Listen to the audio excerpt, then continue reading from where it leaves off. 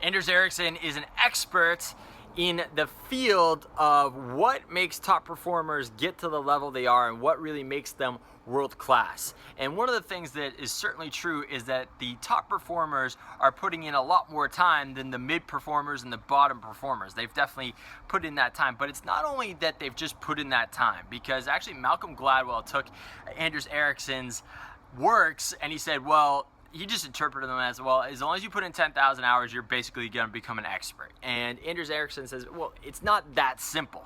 It's also about the deliberate practice, right, that he talks about over and over again in his book, Peak.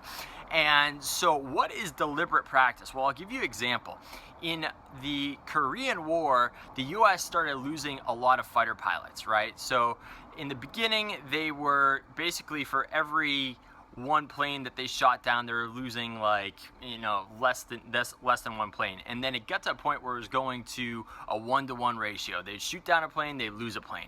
And so they're like, okay, we got to get our pilots better so they can deal with these situations. And what they did is they formed the Top Gun School, right? And what happened in the Top Gun School is they would put the pilots in these battle situations that their pilots were always getting into against the Korean fighters that were flying MiG jets at the time, and they'd simulate these exact situations.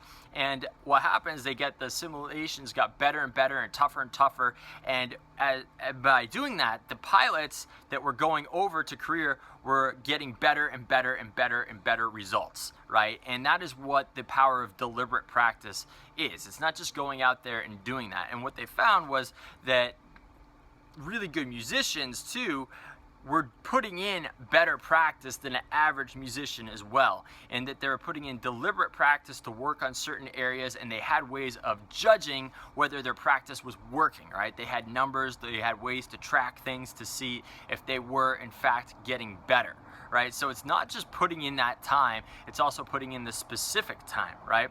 And this really becomes true in sports as well, because within sports, there's only so much time you can put in before your body starts giving out. And it's actually true within music and everything else, that your brain has a certain amount that it can take in before results start declining, right? You get too tired or fatigued or whatever it may be, and your performance starts to go down, right? So what does this mean for you in sales? Great question.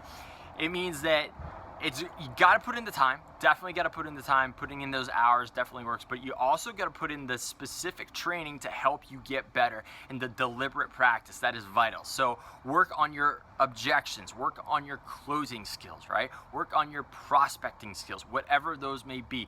Work on those and have metrics that you can specifically measure to see if you are getting better, right? And a lot of the time you can just see this in your own performance, right? When you're tracking everything, and there's a lot of cool CRM software that you can use to track all these different things. So I highly suggest using that and putting in that deliberate practice so you can get a little better, a little better, a little better. And when you do this, this is something that I've used in a lot of different areas in my life, just with tracking, my athletic performance and with sales and everything else. And it actually increases your self-confidence too, because you get a little bit better, a little bit better, a little bit better, and you can track it, and you can see it, you can see your skills are getting better, and that is better than anything else out there, I really think, in terms of developing that confidence and that belief, which I talk about a lot in other videos, to become a top performer. So this is Kerry Sullivan with another HowToKickAssAtSales.com tip of the day,